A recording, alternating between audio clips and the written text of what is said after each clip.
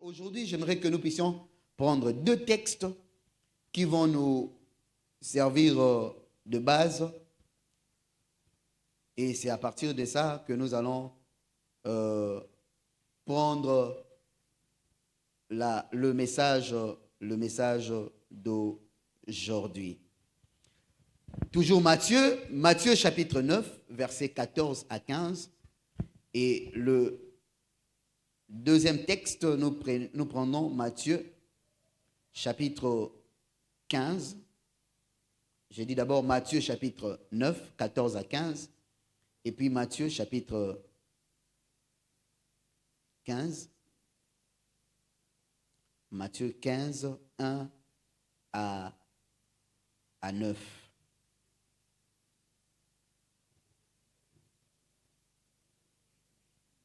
La Bible dit, Matthieu 9, 14, 15, « Alors les disciples de Jean vinrent auprès de Jésus et lui dirent, « Pourquoi nous et les pharisiens jeûnons-nous, tandis que tes disciples ne jeûnent point ?» Alors Jésus leur répondit, « Les amis de l'époux ne peuvent s'affliger pendant que l'époux est avec eux. Le jour viendra où l'époux leur sera enlevé, alors ils jeûneront. » Matthieu 15, 1 à 9. Alors les pharisiens et les scribes vinrent de Jérusalem auprès de Jésus et dirent, « Pourquoi tes disciples transgressent-ils la tradition des anciens?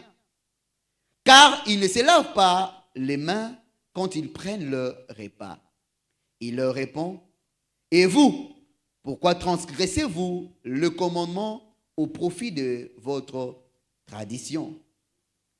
Car Dieu a dit, honore ton père et ta mère, et celui qui maudira son père ou sa mère sera puni de mort. Mais vous, vous dites, celui qui dira à son père ou à sa mère, ce dont j'aurais pu t'assister est une offrande à Dieu, n'est pas tenu d'honorer son père ou sa mère. Vous annulez ainsi la parole de Dieu au profit de votre tradition. Hypocrite, Ésaïe a bien prophétisé sur vous quand il a dit, « Ces peuples m'honorent des lèvres, mais son cœur est éloigné de moi. C'est en vain qu'ils m'honorent en enseignant plutôt des préceptes qui sont des commandements d'hommes. » Amen. Ceux qui lisent la Bible ont déjà remarqué que plus souvent, Jésus se met en porte-à-faux avec deux groupes de gens qu'on appelle d'un côté le pharisien et de l'autre côté des sadducéens. Mais plus souvent, Jésus se mettait en porte-à-faux avec les pharisiens. Avant d'y arriver, au temps de Jésus, dans la religion juive, dans la religion judéenne, le judaïsme, il y avait 4 courants plus ou moins religieux. 3 étaient plus attachés à la religion, mais l'un s'est revendiqué du judaïsme, faisant partie du judaïsme, mais ce n'était pas vraiment un mouvement religieux. Et un autre était un mouvement religieux, mais c'était aussi un mouvement politique. Et ils étaient beaucoup plus politiques que religieux. Et il y avait un autre mouvement qui était beaucoup plus religieux, beaucoup plus spirituel que n'importe quoi d'autre.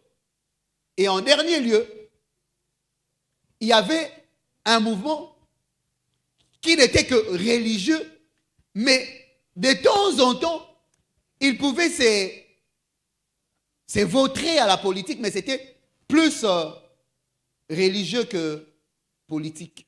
Alléluia. Et parlons de ces 4 mouvements. Je parle d'abord des zélotes. dans notre contexte actuel, les zélostes sont un peu comme le groupe des Mai Mai, un peu comme des Wazalendo. Des gens qui se disent défenseurs de la patrie.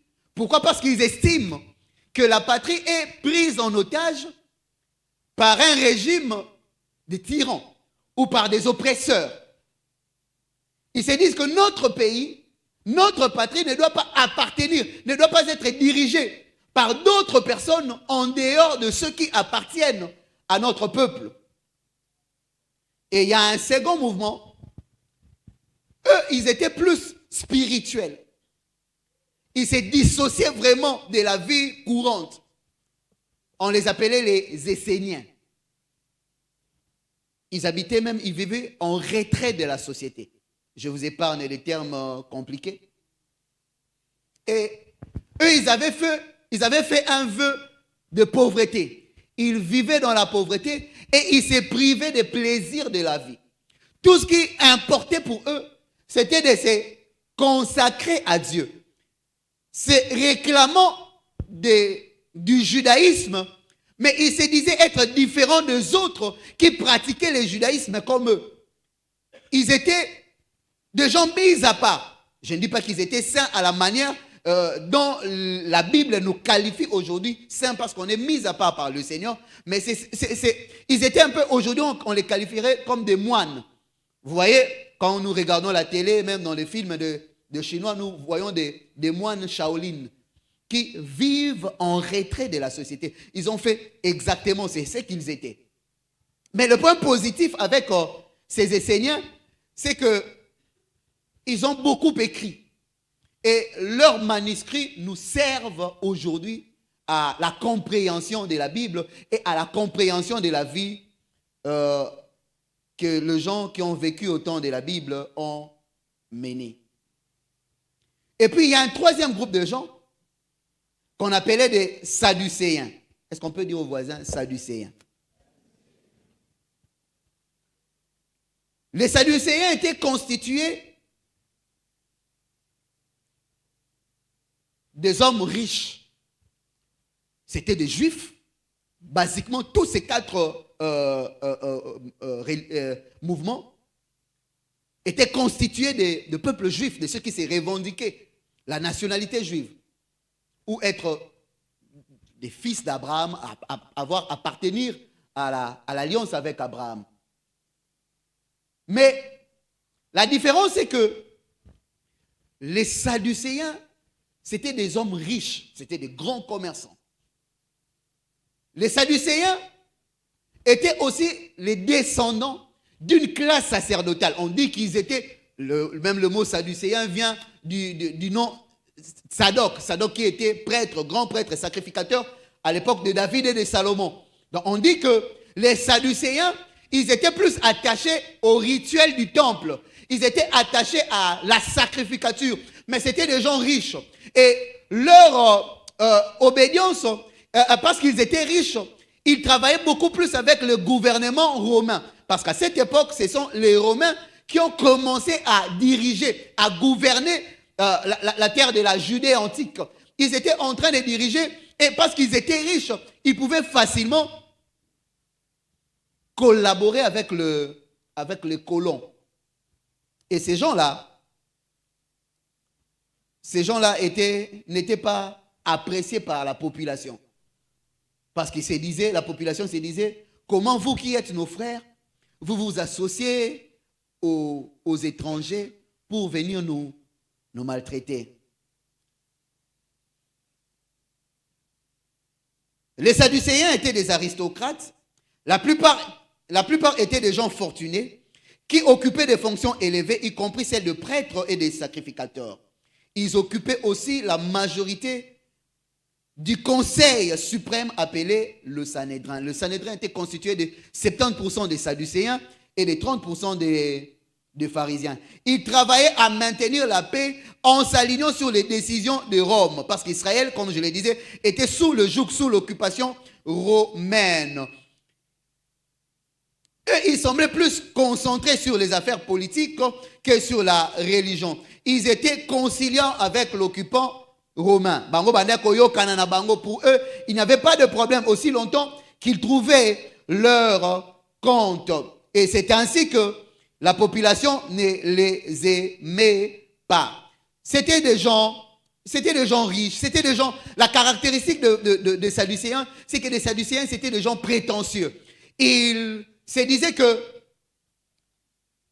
ce n'est pas la providence divine qui nous a fait parvenir à ce niveau.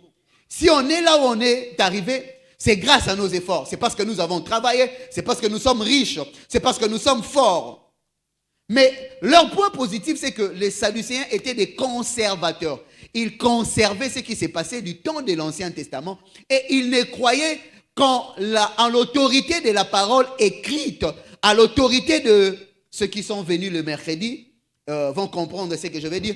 Ils croyaient à la loi, la Torah principalement, mais globalement, ils croyaient au Tanakh, ce qu'on a dit Tanakh. C'est l'ensemble, bon, en termes simples, c'est la Bible juive avant que le Nouveau Testament ne soit édité, que la Bible dans son format actuel ne soit canonisée. Donc, j'étais en train de dire que les Sadducéens, ils étaient des conservateurs, mais ils étaient orgueilleux. Les Sadducéens niaient toute forme de résurrection des morts. Pour les Sadducéens, les morts ne ressuscitaient pas. Les anges, les démons, tout ça, ça n'existait pas. Ils étaient tellement intéressés à la politique que pendant toute la vie, pendant tous les ministères de Jésus, nous ne les voyons pas en train d'interagir ou en train de discuter avec Jésus ou d'essayer de le contredire un peu comme les pharisiens le faisaient. Contrairement aux pharisiens, les pharisiens étaient proches de la population. C'était des gens que la population aimait. Ce n'étaient pas des gens très riches, mais c'était quand même des gens qui avaient un peu de moyens parce que c'était des petits commerçants.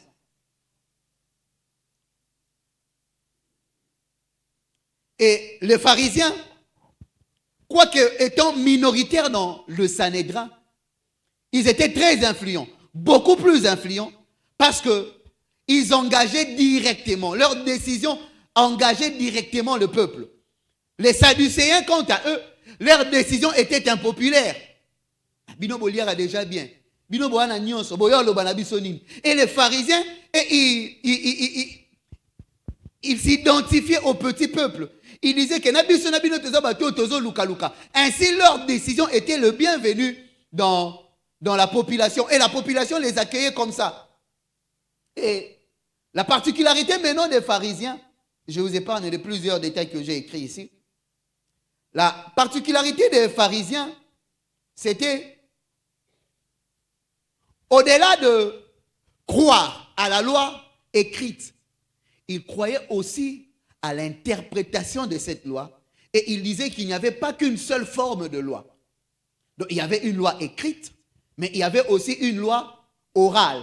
Voilà pourquoi, dans le texte que nous avons lu, Matthieu chapitre 15, et dans plusieurs autres passages dans le Nouveau Testament, vous voyez Jésus leur dire, il vous a été dit, il est écrit dans votre loi. Mais si vous cherchez dans les 10 commandements, il n'y en a pas.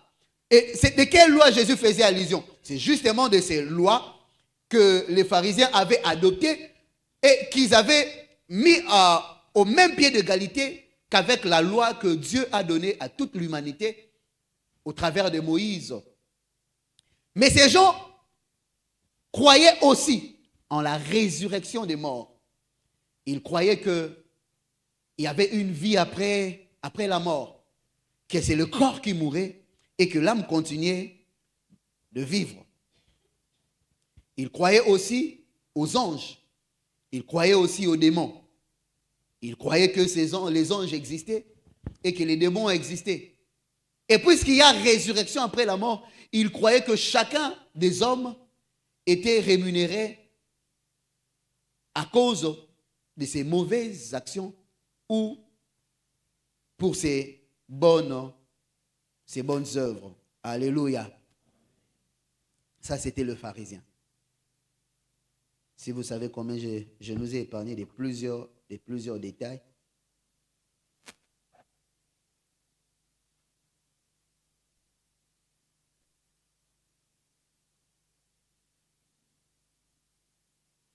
Donc, je disais, le pharisien, il mettait un accent sur la moralité. Parce que le développement des 10 commandements a été plus fait pour établir l'équilibre, établir le droit dans la société, l'harmonie dans la société, la justice dans la société. Et les dimanches passés, lorsque nous avons parlé de la justice de Dieu, nous avions dit que la justice de Dieu est séparée de la justice de l'homme. Mais malheureusement pour les pharisiens, la justice de l'homme commençait à prendre de plus en plus de proportions. C'était fais ceci et tu vivras. Si tu ne fais pas cela, tu mourras. Les pharisiens étaient tels que, si tu lui donnes par exemple 100 grains d'arachide, il va compter les grains d'arachide. Regarde au voisin qui est à côté de toi, dis-lui, sois concentré. Regarde vraiment au voisin qui est à côté de toi.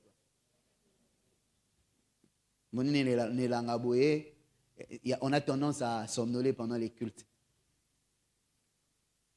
Et les gens qui somnolent généralement, parce que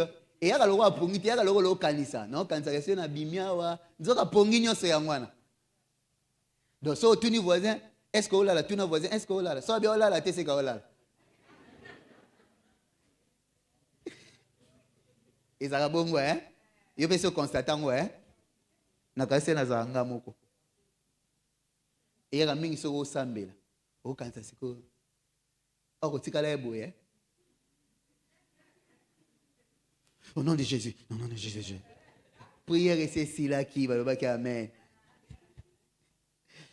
Voilà. Je disais que pour les pharisiens, ce qui comptait le plus, c'était la moralité. Et ils enseignaient aux gens. Les pharisiens étaient devenus un peu comme la police religieuse de la population. Ils étaient là pour... Le premier texte que nous avons lu, ils sont venus voir Jésus. Ils ont même influencé les disciples des gens. Jésus, comment est-ce que nous on jeûne, les pharisiens jeûnent, mais tes disciples ne jeûnent pas? Ils voyaient le mal chez les autres. Jésus a dit, toi qui vois la poutre dans l'œil de l'autre, ne vois-tu pas, tu vois plutôt la paille dans l'œil de l'autre, ne vois-tu pas la poutre dans ton œil? Ils voient le mal des autres, ils voient le péché des autres. Ce sont les autres qui sont pécheurs et ils sont saints. Ce sont les autres qui ne craignent pas Dieu, eux ils craignent Dieu. Ça, ce sont les pharisiens. Ce sont les autres qui négligent l'œuvre de Dieu. Eux, ils respectent, ils font l'œuvre de Dieu avec empressement, ils font l'œuvre de Dieu avec zèle. Ça, ce sont les pharisiens. Les pharisiens, quand ils jeûnent, ils viennent se présenter à l'église. Seigneur, moi je ne suis pas comme l'autre là. Moi je paye ma dîme. Moi je jeûne je prie 3 fois la journée. Moi je jeûne chaque semaine. Moi je vais à la montagne. Moi je fais ceci. Moi je fais cela. Ça, ce sont les pharisiens. Est-ce que ce que font les pharisiens est mauvais? Non, pas du tout. Ce qu'ils font est bien, et même très bien. Jeûner, prier, chercher la face de Dieu, donner l'aumône, donc donner aux pauvres, payer sa dîme, c'est très bien. Les pharisiens sont ceux qui, lorsqu'ils voient son parent en train de souffrir, il se dit que t'es bon, sa pasteur, parce que c'est le pasteur, parce que c'est l'église, maman yo, papa yo, la c'est pas grave. Ça, ce sont les pharisiens. Est-ce que venir me donner l'argent, c'est mauvais? C'est d'ailleurs très très bien. Venir donner l'argent pour l'œuvre de Dieu, c'est mauvais? C'est très bien. C'est ce que faisait le pharisien. Les pharisiens sont des bons donateurs. Mais lorsqu'un pharisien donne, il se rassure à ce qu'il y ait un œil qui voit, une oreille qui entende et une bouche qui en parle. Les pharisiens ne donnent jamais dans l'anonymat. Ils doivent donner pour qu'on le voie. Parce que le pharisien aime être apprécié des hommes. Le pharisien aime être vu. Les pharisiens, j'allais dire les parisiens, les pharisiens aiment être au centre des intérêts. Pour le pharisien, quand tu n'as pas prié 30 minutes comme lui, c'est que tu n'as pas prié. Quand tu n'as pas jeûné le lundi, c'est que tu n'as rien fait. Les pharisiens sont ceux qui nous enseignent. Les pharisiens sont ceux qui nous poussent vers Dieu. Mais les pharisiens sont en même temps comme des panneaux publicitaires. Depuis qu'on est ici, on a un panneau ici à l'entrée de l'église. La source intarissable, extension, ça donne les programmes. Mais depuis qu'on a commencé à prier, les panneaux n'est jamais venu prier avec nous, même une seule fois.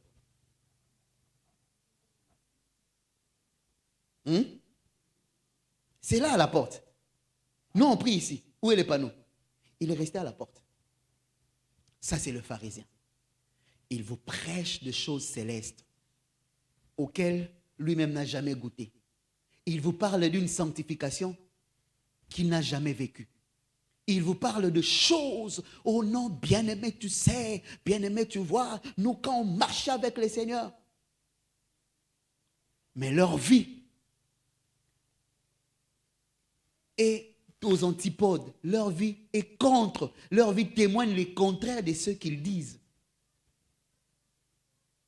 Je connais un gars qui habitait quasiment sur la montagne de Louzizi là. Mais quand il descendait pour engrosser et puis il remonte. Quand il descend, il engrosse et il remonte. J'ai même rencontré des gens à Mangengenge. Ils se disent que ça fait 2 ans, ça fait Kinshasa Kima. Ndio nanga, uti Mangengenge 2 ans. Okiti, mutalibo mabikite.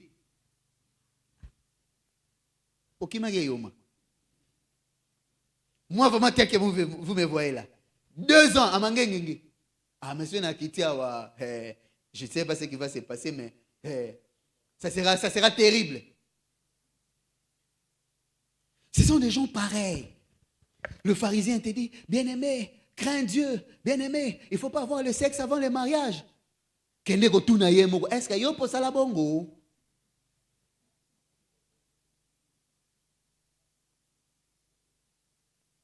Est-ce que je suis en train d'encourager les gens à faire le mal? Je suis plutôt en train de nous décourager à vivre comme des pharisiens. Ce sont des hommes de Dieu. Ce sont des serviteurs de Dieu. Et même la plupart des rabbins faisaient partie de ces groupes de pharisiens. Gamaliel était un pharisien. Paul lui-même, lorsqu'il donne son témoignage, il dit qu'il était pharisien de la classe de Gamaliel. Il maltraitait l'église. Paul donne la description de pharisien. Le pharisien, c'est que lorsque tu ne fais pas des choses qui ressemblent à sa façon de voir Dieu, c'est que tu es un hérétique, c'est que tu es un païen. Paul maltraitait l'église. Paul était circoncis. Les pharisiens donnent plus l'importance à ce que l'extérieur peut donner comme impression. Ils ne se soucient guère de ce que l'intérieur peut donner comme impression devant Dieu. Du moment où on leur qualifie de saints, du moment où on leur qualifie de motonanjambe, ça leur suffit. Mais leur vie, leur marche avec le Seigneur importe peu. Les pharisiens sont des hypocrites, ils parlent un bon français, ce sont des bons enseignants, ce sont des prédicateurs de puissance, de l'onction. Mais allez les suivre, ils ont des 2e bureaux, 3e bureaux. Ça, ce sont des pharisiens. Ils donnent une image outre que ce qu'ils sont réellement. Et leur justice est basée sur les œuvres. Leur justice est basée sur leurs propres accomplissements. C'est ça la justice des pharisiens. Elle ne se base pas sur la grâce. Elle ne compte pas sur la grâce. Elle sait que la grâce existe, mais la grâce reste là. Je suis encore fort. Je peux faire des efforts et je peux m'en sortir. Ça nous est tous arrivé à un moment. Moi, le premier, j'étais aussi un pharisien. Je qualifiais les autres des pécheurs. Je qualifiais les autres des païens. Jusqu'à ce que je me rende compte, un peu comme Élie, je ne suis pas meilleur que les autres. Si on peut tenir grâce à Dieu. Vous savez, surtout pour des frères qui ont craint Dieu depuis leur enfance. Le jour où ça leur arrive de commettre un péché qu'ils qualifient de péché grave.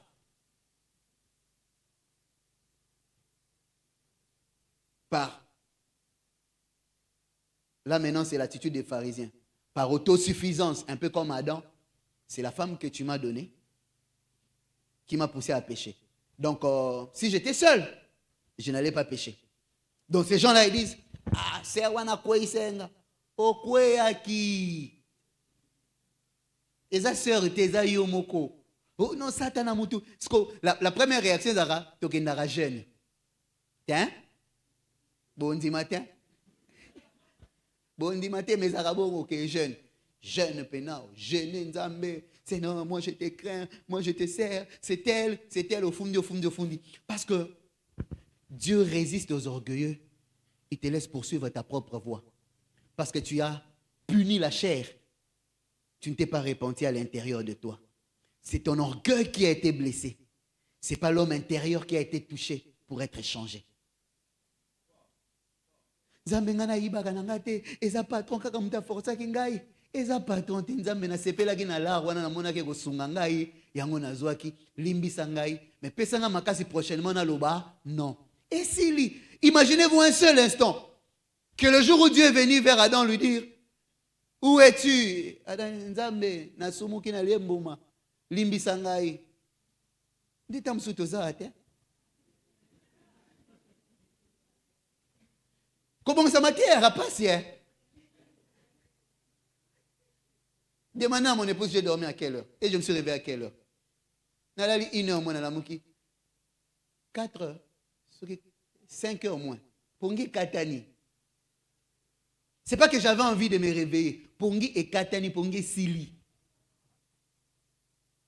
Si Adam avait demandé pardon, on est retourné dans le paradis, c'est toi, wapi. Bon. Et heureusement qu'il n'a pas dit, qu'il n'a pas demandé pardon, sinon Jésus ne serait pas venu mourir pour nous. Donc j'étais en train de dire que plus souvent lorsque ça arrive comme ça, moi-même quand ça m'est arrivé, je jeûnais pendant 3 jours. Parce que pour moi, j'avais commis un péché que je ne pouvais pas commettre. Moi, j'étais un takatifou, moi je suis saint, moi je crains Dieu. Makamboza makamaba païen. Après quelques jours, tu retombes dans le même péché. Et je suis encore reparti jeûner. Après, tu retombes encore. Et heureusement pour moi, j'avais suivi le témoignage d'un monsieur qui se croyait saint comme moi et qui est tombé dans une spirale de chute jusqu'à ce qu'il reconnaisse que Seigneur, je peux tenir par ta grâce. J'ai arrêté de me tracasser, de me punir, de faire la pénitence, c'est le mot que j'ai cherché, de faire la pénitence pour dire Namikabi Zwanga. Et c'est alors que les péchés que tu commençais à commettre facilement, tu commences à passer par-dessus parce que c'est la grâce qui nous tient. La justice de l'homme ne peut pas nous sauver. Et justement, les pharisiens utilisaient la justice de l'homme basée sur le mérite, basée sur les œuvres.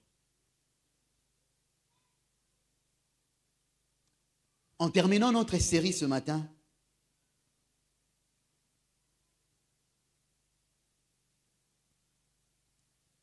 j'aimerais nous donner quelques leçons, 4 au total, si le temps nous le permet.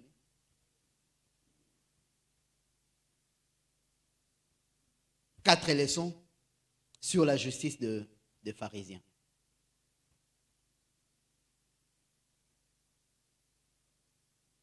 Quatre leçons sur la justice des pharisiens.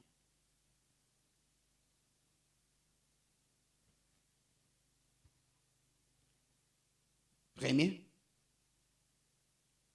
les pharisiens et les sadducéens méritaient de nombreuses reproches de la part de Jésus. Mais s'il y a à retenir, la première des choses, c'est de ne pas les ressembler. Pourquoi? Parce que ils sont une espèce de tombeau blanchi. Ils sont des tonneaux vides. Ils font beaucoup de bruit, mais ils n'ont pas de contenu. Il ne faut pas ressembler aux pharisiens. Les pharisiens font beaucoup de bruit, mais la Bible dit, ils réunissent la force, ce qui fait la force de la parole qu'ils témoignent. Ils ont de l'influence sur les autres, mais ils ne se laissent pas être influencés par la parole qu'ils enseignent. Leur style de vie est leur premier ennemi. Leur style de vie est leur premier accusateur. Il ne faut pas alors le ressembler, parce que leur style de vie est leur premier accusateur. Il ne faut pas les ressembler parce qu'ils sont des tombeaux blanchis. Ils sont des tonneaux vides. Ils font beaucoup de bruit, mais ils n'ont rien à l'intérieur. Ils n'ont pas de contenu. Et leur vie réunit ce qui fait la force de la parole que nous prêchons, et même de la parole qu'ils ont eux-mêmes prêchée. La deuxième leçon de ce matin, c'est que il ne faut pas considérer la tradition, qu'elle soit bonne ou religieuse, comme l'égale de la parole de Dieu. Les pharisiens considéraient la tradition comme étant égale à la parole de Dieu. Ainsi, ils pouvaient pratiquer la tradition et fouler aux pieds la parole de Dieu. Et c'est ainsi qu'aujourd'hui, beaucoup aussi, ils sont dans les traditions ecclésiastiques. L'église de Biso Basala Kaboué. L'église de Biso Basala Kaboué. Et maintenant, qu'est-ce que la parole de Dieu nous enseigne? Ils ne savent pas ce que la parole enseigne, mais ils savent ce qui se fait à l'église. Des credos, des pratiques, des choses qui se disent et se font à l'église deviennent notre cheval de bataille à la place de la parole de Dieu, qui est la seule autorité en matière de foi. En dehors de la Bible, il n'y a pas d'autre autorité que la Bible. Il n'y a que la Bible. En dehors de la Bible, il n'y a pas d'autorité sur laquelle nous pouvons fonder notre foi. Il n'y a pas d'autorité sur laquelle on peut fonder nos convictions. Nos convictions et notre foi doivent être fondées sur la Bible, qui est la parole révélée de Dieu. Il n'y a aucune tradition qui ressemble ou qui est égale ou qui approche même la parole de Dieu. Et c'était ça le malheur des pharisiens. Ils pensaient que ce que leur père leur avait légué comme tradition, ce n'était pas des mauvaises choses. C'était d'ailleurs des très très bonnes choses. Mais ce n'était pas la parole de Dieu. Ainsi, dans Actes des Apôtres, chapitre 10 et 11, la Bible parlant de Corneille, qui était un homme pieux. Il faisait des aumônes, il s'occupait des autres. C'était quelqu'un qui était pieux, mais il n'était pas sauvé. Les traditions religieuses, les bonnes traditions ne sauvent pas. Elles te maintiennent dans un bon cap moral. Avoir une bonne moralité ne te fait pas entrer au ciel. Avoir une bonne moralité te fait bien vivre dans la société. Et aujourd'hui même, les règles de la morale dépendent d'un coin et d'un autre, d'une appartenance à une autre. Nous n'avons plus la seule morale, la même morale absolue. Nous n'en avons plus. Chacun de nous maintenant a sa morale. Comme pour dire que la morale ne sauve pas. Sous d'autres cieux, la morale veut que tout le monde soit considéré comme égal. Même si la personne fait des choses ou se comporte en encontre de la parole de Dieu, on doit les considérer comme tant que tel. C'est dans ses droits. La morale ne sauve pas. La piété selon les œuvres ne sauve pas. Sinon, je crois qu'il y a des grands hommes qui étaient des bienfaiteurs, des gens généreux, qui iraient au ciel juste par leur générosité. Mais la Bible parlant de Corneille, Dieu lui a envoyé Pierre. L'ange lui a dit, envoie quelqu'un à Jopé, dans la maison de Simon, les fabricants de cuir, pour appeler quelqu'un surnommé Pierre. Il s'appelait aussi Simon. Il a des choses à te dire pour que tu sois sauvé. Pour que l'on soit sauvé, on doit écouter et accepter la parole de Dieu. On ne doit pas d'abord avoir une bonne moralité. La bonne moralité, si elle s'associe à la nouvelle naissance, à la conversion, elle est d'ailleurs une très très bonne chose. Et déjà, ceux qui vivent selon l'esprit, la bonne moralité devient un peu comme une conséquence de leur relation avec le Seigneur. La bonne moralité n'est pas la cause. La bonne moralité devient la conséquence. Donc, si tu vis, tu as une bonne moralité. Nous avons une bonne moralité. Vous avez une bonne moralité. Sans être en Christ, votre bonne moralité ne vous sauve pas. Non, moi je ne vole pas. Moi je ne triche pas. Marie a une seule épouse. C'est une très bonne chose. Mais la question a été posée, est-ce que je suis converti? Est-ce que le Seigneur vit dans mon cœur? La troisième leçon pour ce matin, n'est pas juger selon les apparences. Et ça, il faut le dire aux voisins. N'est pas juger selon les apparences. Est-ce qu'on peut bien le dire? N'est pas juger selon les apparences. Car seul Dieu connaît nos cœurs. Mais Jésus, comment tes disciples ne jeûnent-ils pas? Est-ce que c'est ton problème si ses disciples ne jeûnent pas? Est-ce que c'est ton problème si à est-ce que tu as lu? Oh non, il y a un maquillage. Est-ce que c'est ton problème? Les pharisiens, lui, dans sa justice, il te juge. Selon le. Je connais le grand frère d'un ami. Lui, il est aussi pasteur, mais d'une branche là. Quand il te voit, comment est-ce que toi, un païen, tu peux bien t'habiller comme ça? Pour eux, ce sont eux le saint. Bon, lui, il le disait en blaguant. C'est vraiment un grand frère. Non? Il ne me qualifie pas de païen. Mais il fait partie de ces courants religieux qui qualifient les autres de païens. Un païen, parce qu'il est habillé en jean. Un païen, parce qu'il ne s'habille pas comme toi les dimanches. Tu le qualifies de païen.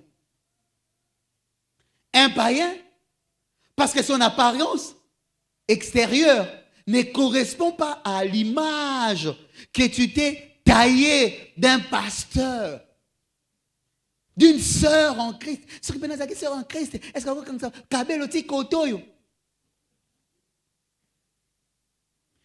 Mais en même temps, si l'habit ne fait pas le moine, on reconnaît le moine par son habit. La Bible dit que notre liberté ne doit pas devenir une pierre d'achoppement pour les autres. Tu es libre de t'habiller comme tu veux. Mais est-ce pour la gloire de Dieu ou pour toi-même? La manière dont je m'habille, si ça devient une occasion de chute pour un frère, pour une sœur, je dois changer. Arrêtons de juger sur les apparences. Oh non, il y a pas de quoi parler en langue, ma casse, c'est qu'elle est dans mon limo. N'a pas de baromètre, n'a pas de thermomètre et mesure la spiritualité abattoir. Nous, on priait dans une église avec une maman. La maman venait toujours tôt. Elle mettait la propriété à l'église. Elle dansait plus que tout le monde. Vous voyez des gens qui viennent à l'église, avec Alelo, Mbalamoko, elle a franchi les étapes, à comme proche à pasteur. Donatrice au wapi. Et pourtant, ça rend Ndoki. Ndoki, tu es Ndoki na prophétie, Ndoki po yemoko. Un jour, pendant qu'on était en train de louer le Seigneur, la gloire était telle que maman lo boti kana loba, nini mama nazaka Ndoki. Histoire vraie. Hein? Et sur les apparences, on s'est dit, ça vraiment c'est une femme à épouser. Une femme à épouser. Juste parce qu'elle a pembe. Juste parce qu'elle a mingi. Juste parce qu'elle a une fossette. Juste parce qu'il parle un bon français, sœur Nanga. Juste un bon français. Moutali bon en France, pas le bar français.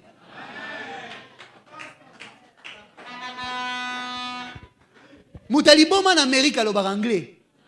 Moutali bon en Amérique, le bar anglais. C'est une langue, c'est bien d'en parler. Mais ce qui est, est-ce que tu qualifies l'homme ou la femme seulement parce que le diplôme n'est qu'un papier? Albert Einstein va bien à l'université. Nani ope babengana na université, nani Steve Jobs.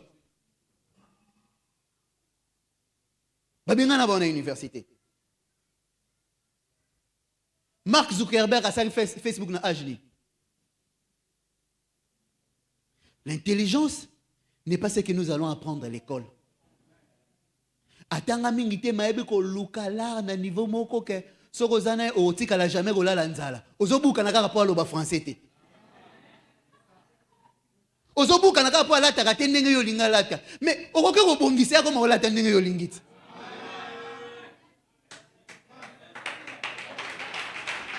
Yokande ba frère ba betelinga maboko.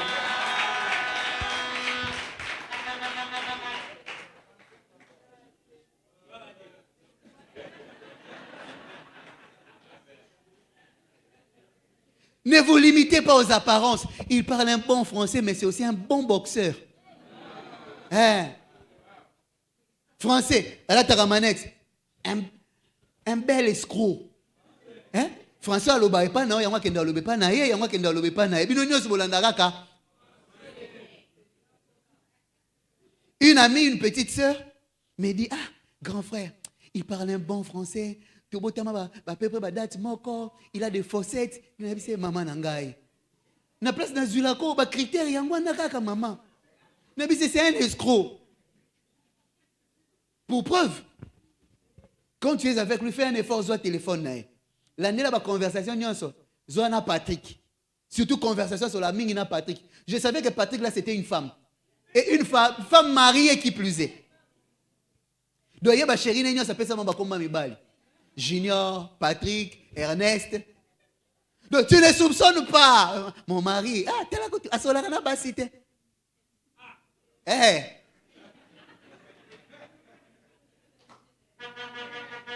Elle reviendra me dire, j'espère qu'elle nous suit en ligne.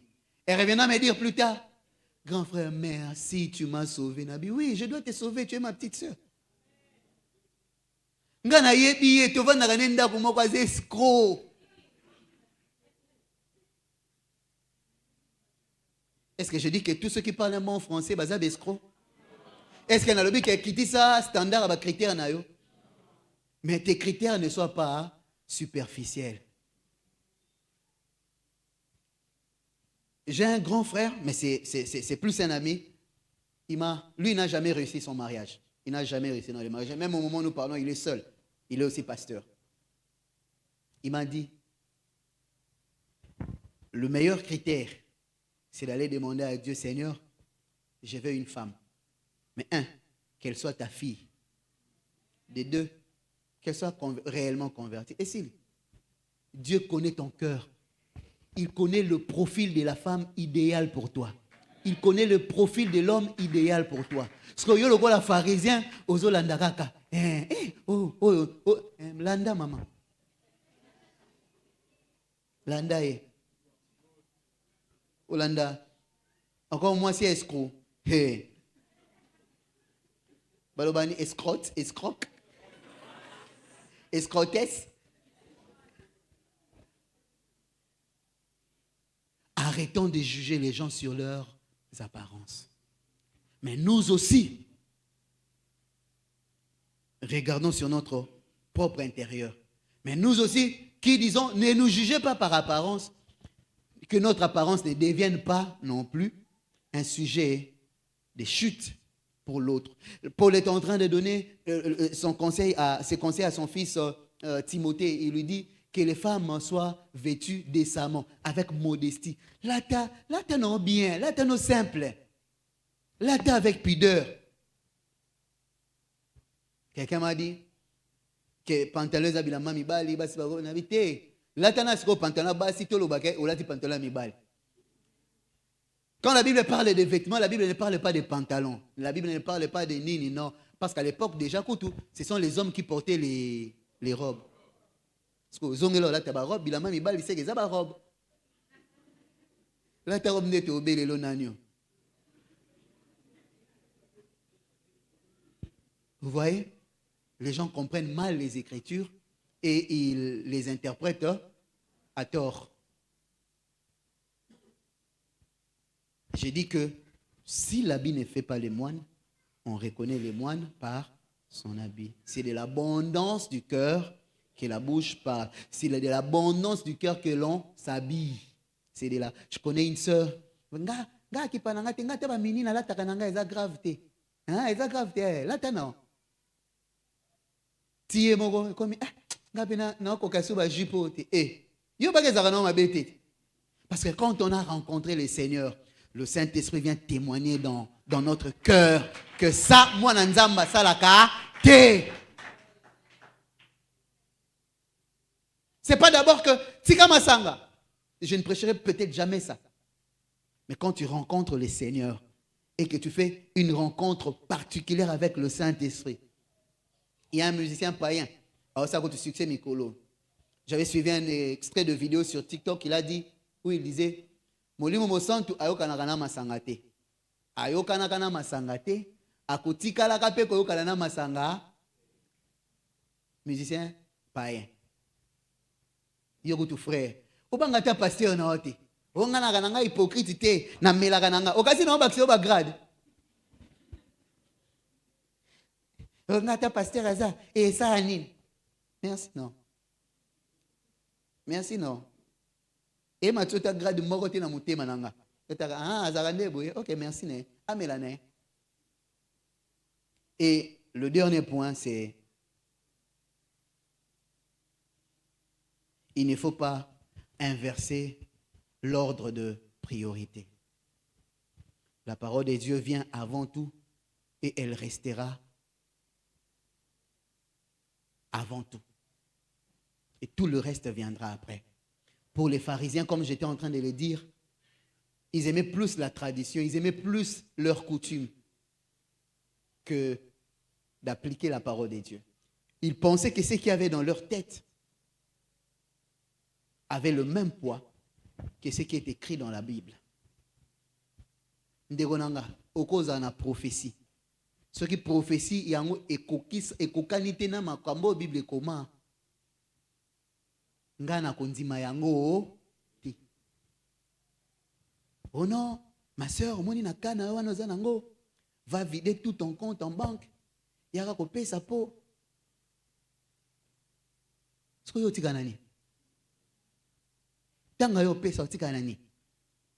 Je ne suis pas en train de dire aux gens de ne pas donner. Ce qui nzamba convaincre yo moko, mais kengande na zaraboyo ka jomo sona sono kende ko zambongo na banque yela yaka na jamais.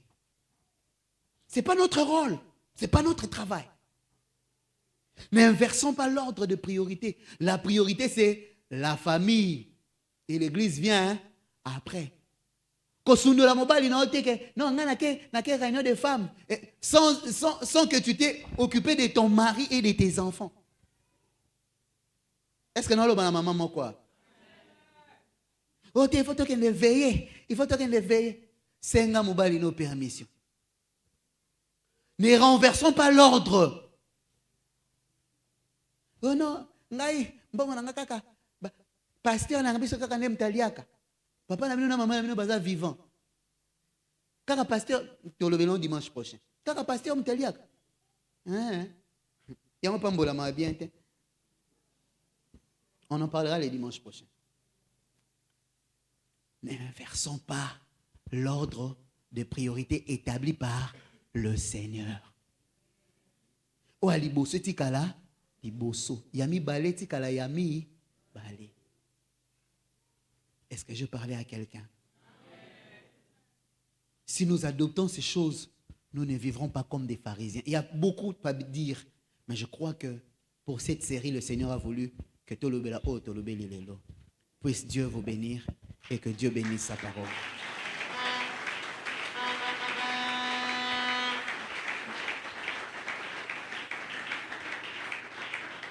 Nous allons baisser nos têtes dans la prière et réagir face à ces messages. Qu'est-ce que tu vas dire à Dieu? Je ne sais pas. Mais s'il y a une leçon en une seule phrase, il ne faut pas ressembler aux pharisiens. Ne pas ressembler aux pharisiens. Est-ce qu'on peut prier?